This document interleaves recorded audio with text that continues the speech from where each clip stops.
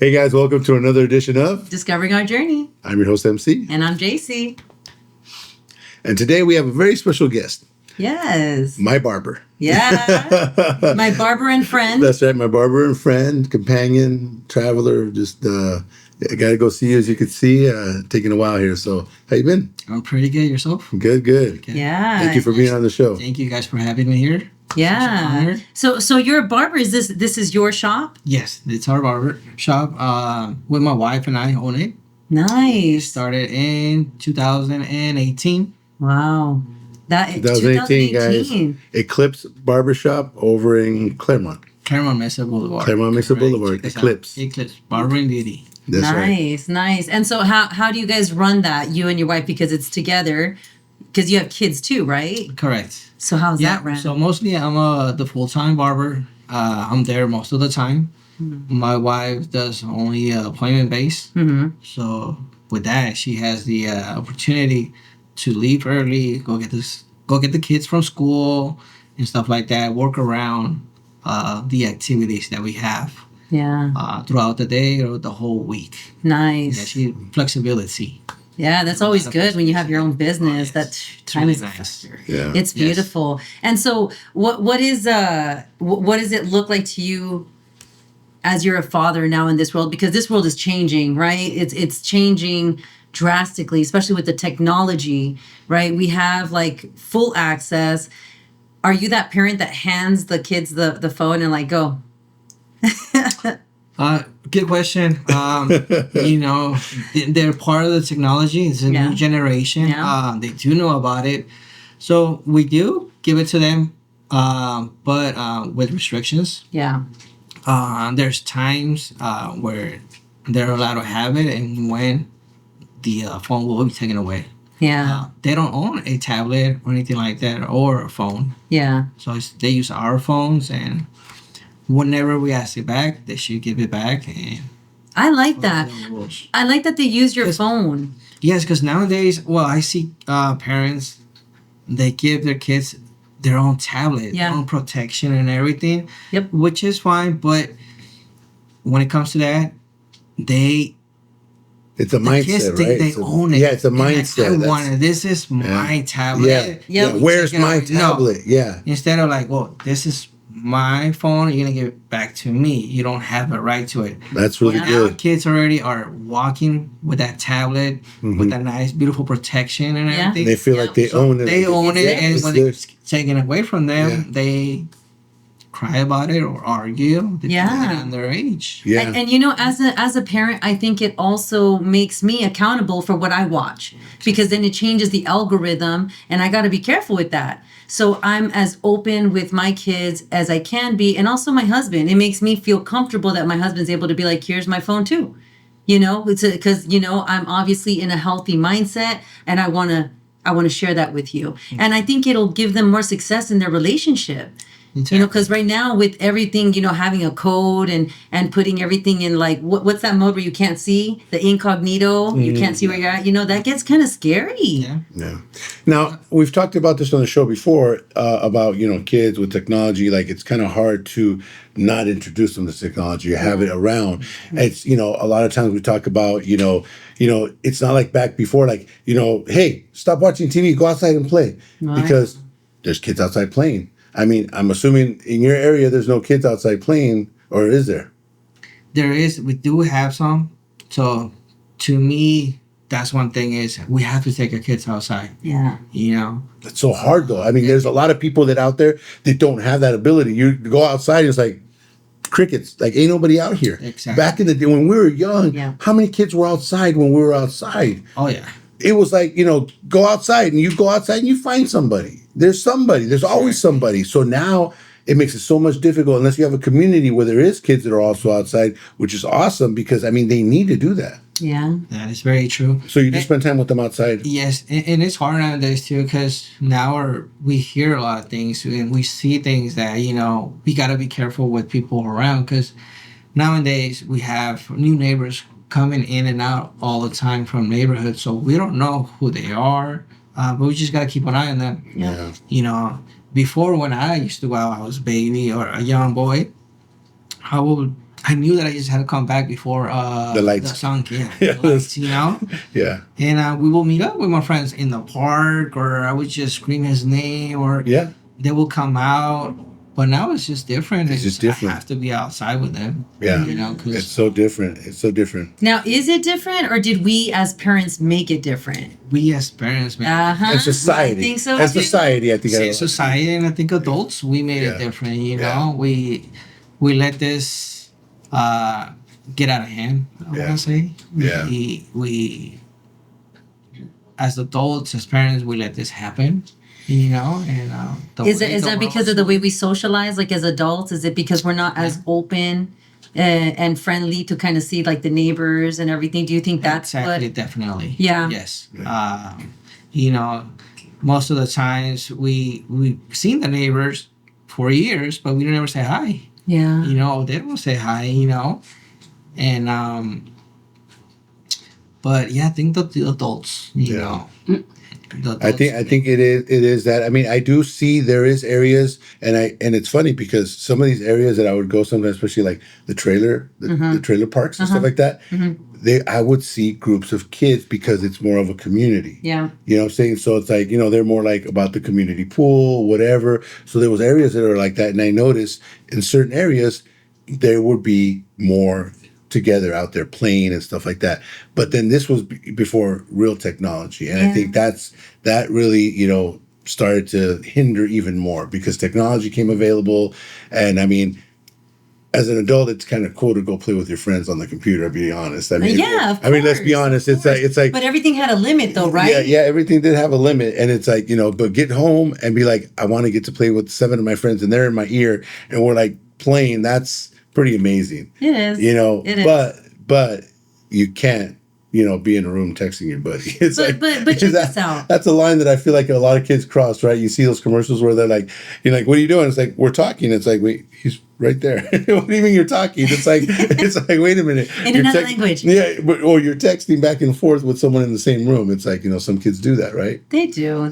But I think I tried to give my kid time to play outside at one point when he was like in 6 years old, and nobody was outside. Nobody was outside, and all the kids that we would see at the playground, they had their family, and so my kid was by himself, and he was a little bit rough to play with, so it was hard to make friends with him, but I kept motivating him, and we kept riding bikes and stuff. But there did come a time that I would let him start to play with the computer. Now, I started giving him times for it, and he was so creative. So when I would take him off the games and stuff, he would play with cardboard and stuff, and he would make these really cool ninja stars and blades and really cool things from anime, and he had an imagination, But then I started noticing as he was getting older and older and older, I said, hey, give me the grades and you'll have more time. That's where I messed up. Because now when he's older, he doesn't want to do anything but play on his video games. Yeah. That's it. Yeah. And his imagination now he's almost done and he's almost graduating. And I'm like, what do you want to do? And he's like, I don't know. And I think that it's sad because the electronics have taken all the imagination out of him. So he has no dreams because he's playing someone else's dreams. Exactly. He's playing someone else's imagination. They're watching another YouTube, another's family or kids' imagination or goals. Sometimes they're unrealistic to get there. Yeah. What they're watching, instead of them being them. Yes. And I think it applies to adults as well too. Oh, it watching does. things that we want to be there, but it's not gonna happen. But that's not you, and we shouldn't feel bad because if we don't have it. And I mean, you see those spoofs also. I mean, people sitting there like I've seen a bunch of them. They're sitting there, air, and you can see them laying down, water washing up and stuff, and then they zoom back out and they're like they're in a parking lot just chilling and stuff. It's like people can make things up that you don't even know what's real anymore. Yeah. So it's like people already. I mean, we talk about that all the time. People that go online and post about all these things that they do, but they're not even to that extreme. You know what I'm saying? So it's just like it's a fantasy. It's like a game. It is. You know? It is. And I started noticing probably around when my kid was probably 13, I started noticing I'm missing moments, because I'm always like this. And so I started purposefully leaving my phone behind. And I started purposefully just not having my phone on me. And because I was all about selfies and, hey, and he's so cute. Oh my gosh. Because they're little and you don't want to lose those moments, right?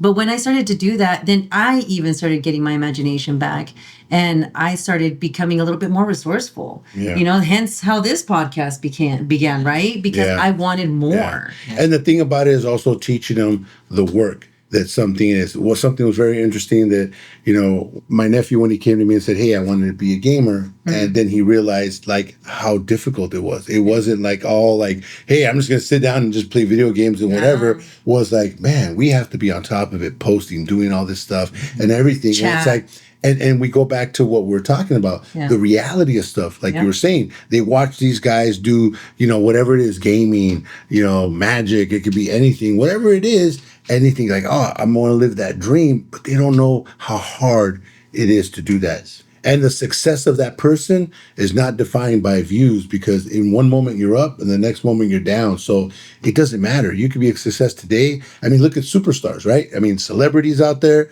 all of a sudden, where are they now and stuff? So it's like, it happens. Life happens. So these expectancies that the kids watch on these YouTubes and stuff is just sometimes really high. Yeah, exactly. And, in the whole gaming or technology world, also too in the sports world, or stuff like that, where parents really pressure their kids to be a superstar. Where most of the time, a lot of this, a 1 in a million make it to a certain being a profession and actually getting paid for. Yeah, it's baseball, football, all that stuff. Yeah, and then we come to this point where we lose who we are because we're on top of them. Practice this, game this, and they're just pushing their kids to, they might not even make it, and then and you beat the enjoyment out of it. Exactly. Yes. I've been there. I know what you mean. And are your kids in sports? Yeah, they are. I have a 6-year-old boy, and he's playing baseball right now. Nice. And but we take it light. One of the myself that I prioritize is that God always comes first. Yeah. So, talking about this, that we get caught up with all this other stuff and then we lose sight of and we can do that one time and then it happens again and again, start losing focus of who we are, Yes. And to me, we need to go to church. Mass for us, it's the number one priority. So it happened to us this past Sunday, where we usually go to Mass at 1:00, but we had a game at 11:30. But we figured it out. We looked around, researched to what Mass can we make it to. And take that serious, because sometimes by us missing Sunday Mass or not going one Sunday, then it can happen the next one. And again, next thing we lose track of it. And then the family starts kind of breaking down. And I think for you as an adult, it might not be a big thing, right? But for a young mind, you might be like, you might tell your son like, oh man, I don't know what we're going to do because, we have, well, Dad, we missed it last time. Why can't we miss it this time? So they're not gonna. You might understand, and you might miss it once, and God knows what's going on. It's easy. It's easy for us as an adult and be like, okay, we're good, and we're good. We'll jump back in it. But a kid's mind to say, well, Dad, we missed it last time. Why can't we just miss it again? Right? So that's hard to come back from when you're a kid. You what you implant and what they see, man. It's hard to explain yourself. How did that become so important to you to teach that to your kid? Why? Well, I didn't grow up going to Mass, with my parents. I had a change. My life changed completely and seeing things different at the age of 26. That's when I was invited to a retreat, a spiritual retreat. And that's when, and I'm very thankful that I was invited to it. Then I decided to go, And from there, my life changed. My personality, the way I was, my mind was, the way I thought was, I was wrong. What do you mean? Like how was wrong? Well, Did you party a I lot? party a lot. Yes, definitely. I got in trouble in my early 20s. Were you rebellious? Were you? Oh yes, I was the type of person where, going with my parents, with my mom, if I didn't, if we had an argument or we got into a fight, we will stop talking for not a week, 2 weeks, a month, up to 5 to 6 months, without even saying hi or, our pride was too much. Yeah, pride is a big thing to Was- even look at and identify. Was there any kind of religion in the home at the time? I mean, did you No. grow up with nothing? Not at the moment. From looking back, we've always been Catholics, but we were not practicing. Yeah. No más creyente, no Yeah. más. We will only go, weddings, quinceañeras, Yeah. and stuff like that. That's when we put foot in a church. I didn't know who Jesus was. When I was 21, 22, I knew about God. Somewhat, just. And I'll just go with the 26 flow. is I mean, is that where you felt you matured? No, I mean, I honestly felt like maybe about, I don't know, 7, 8 years ago is when I feel like I really, Wow. even though I was raised Christian, and I carried my Bible, and I've said it before. I used to talk to the drunks. Why do you drink? Jesus loves you. This and that. But I was more like a parrot. It's like I would hear it and I would just preach it. So it wasn't like I understood. I was a kid. I was 6, 7, 8, 9. But we all have our own walk. Exactly. It's So I was just repeating what I heard and stuff. Yeah. But to really find God and to really understand Him now, in my older years now, that I went back and started listening to Him more and just started allowing Him into my heart. It's like, yeah, it's like, man, I didn't realize what I'm barely understanding, and Yeah. still understanding, Him working through one and stuff like that, making you feel and understand that He's there, and especially the hardship that I've gone through in the last couple of years and stuff like that, growing and everything, maturing. The crisis is always going to show who you are and where you're at. So I agree with that. So, I think for me, around the same age, 26, I think I was in my spiritual journey too, which is interesting. Were you maybe like pregnant around that time? Like, were you having a baby around that time? No. So, I was cutting hair. Okay. And we were married. Uh-huh. We were just starting our journey. We moved in together into this 1-bedroom apartment. We're happy. Okay. Was she religious? No. Oh yeah. No, she knew more about God than I did. Catholic too? Yes, Catholic. But that was the funny part. I think she was already looking for God, She did not expect that from me, I think. And then I don't know where I told her, you know what, I'm going to a retreat. And she's like, what?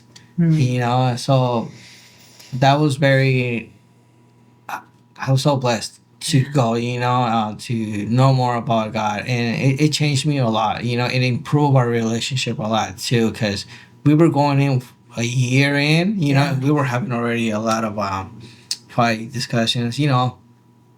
my attitude, I started changing too, slowly. It was a process, but my ego, my pride, started going low. One of the things I could never do when I was younger, it was to say I'm sorry. I think that's pride. That's the same as here. Goodness. I was arrogant too, and I was like, I'm not gonna apologize. Yes.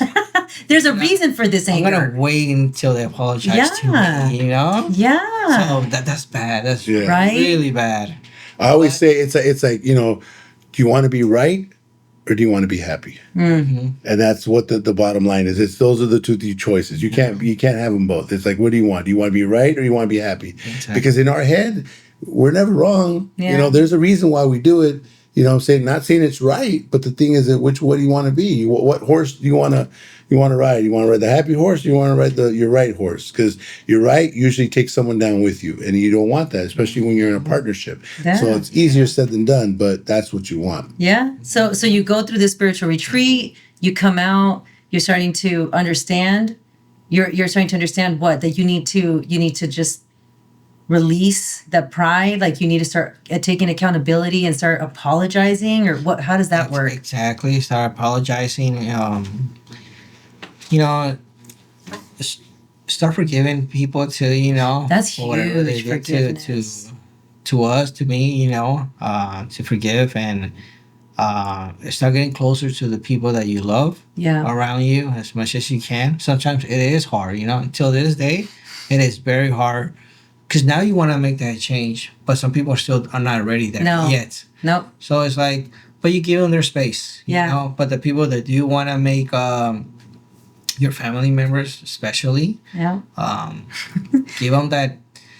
Give them if they want to get close to you now, take it. But some of them are not. Yeah, because they're like, Fabian, You we would know who you accept it. were. Yes, You're not exactly. no santito. Very And, true. and when you first started, it's so Yes. easy because I mean, you just started yesterday, and it's like, yeah, that's not the Fabian I know. You know what I'm saying? So Exactly. it's like it's so hard to get out of judgment. First And of all, I would be like, remember that movie Inside Out, like the little Yeah. feelings and Yes. stuff. I would just pop off like anger all the time. I'd be like, I am good. I am trying to change, and I always have to like defend myself. And that's one of the biggest disappointments that we have, that somebody's trying to really make that change, but other people just Yeah.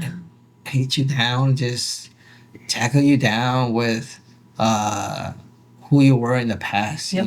instead of not looking like, okay, he is making progress, yeah. Ain't that crazy? But we gotta work day by day. Yeah, but it's cool that you detect that, because I think it's something we can all say, hey, we've been there. It happens. And that's why I think for me it was important to go around more church functions and small groups, because I needed to be around like-minded people. And I love my family and everything, but I did have to kind of carve that time for them, and then and then navigate to parties and everything with my Yeah. family, because I want to be more like the people I wanted to be like. Yeah. And my family took that a little bit hard. Yep. Do you think that because your parents, when you were 8 years old, I believe, were separated, or well, I'm not sure how old were you when they separated? Well, I think since I was born. Oh, you know, okay. So you've always I been with your think- mom. Yes. From. So Got it. I still don't know the whole story. Yeah. Got it. It's something that I still don't know. I don't mind.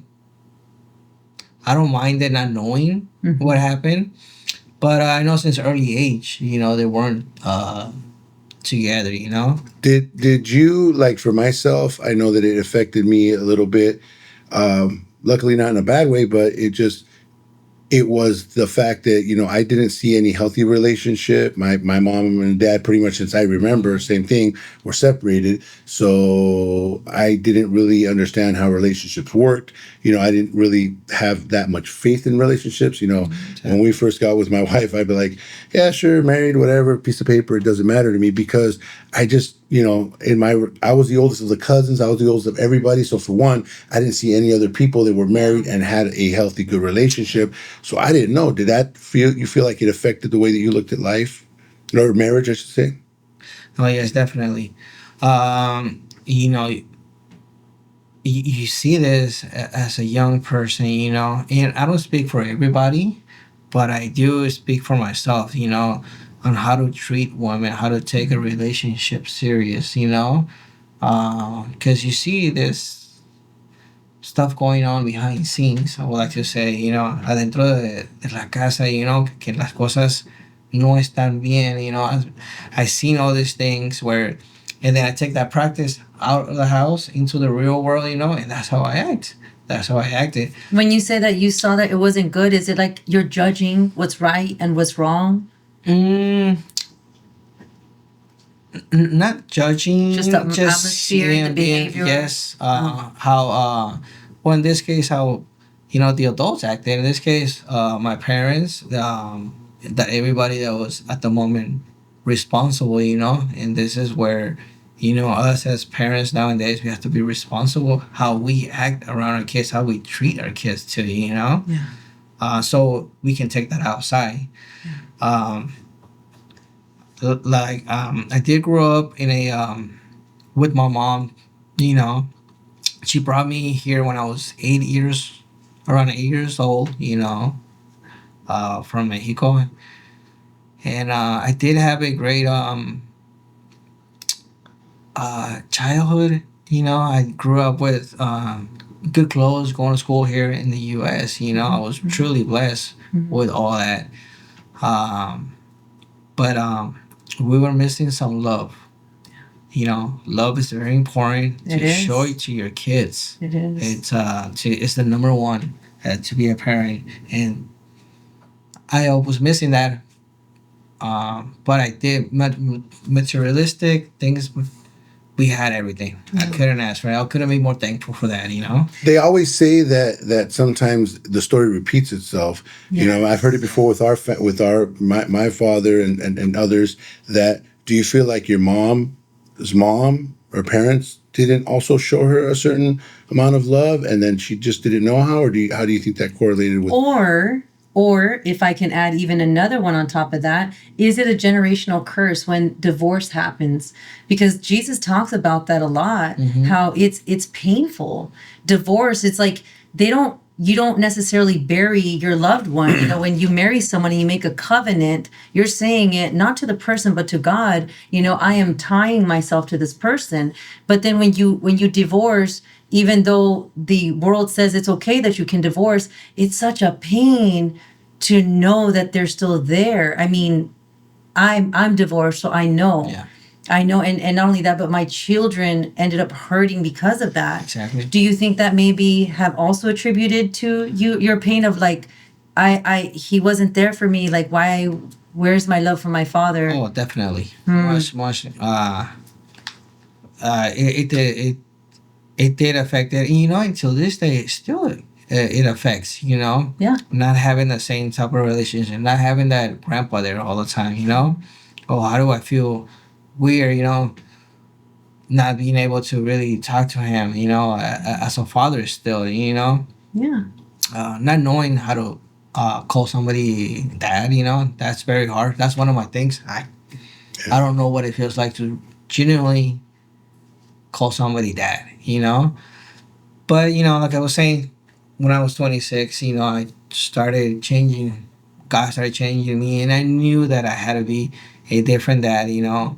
My first focus was God, you know, and He will lead me to being that better person, that better dad, and father, husband, you know. And nowadays, I enjoy my kids as much as I can, you know.